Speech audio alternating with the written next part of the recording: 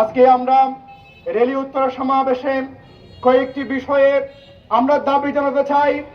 আমাদের 1 নম্বর দাবি হচ্ছে, রমজান আসলে বাংলাদেশের অসাধু ব্যবসায়ীরা বাংলাদেশের প্রয়োজনীয় নিত্য প্রয়োজনীয় দামের দ্রব্যমূল্য বৃদ্ধি করে ফেলে।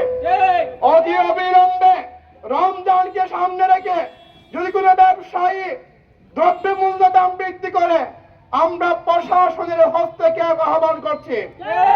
2 নম্বরের বিষয়, বিভিন্ন হোটেল রেস্তোরাঁ অবৈধ কার্যকলাপ পরিচালিত হয়, রমজানে অবৈধ কার্যকলাপ বন্ধ করতে হবে।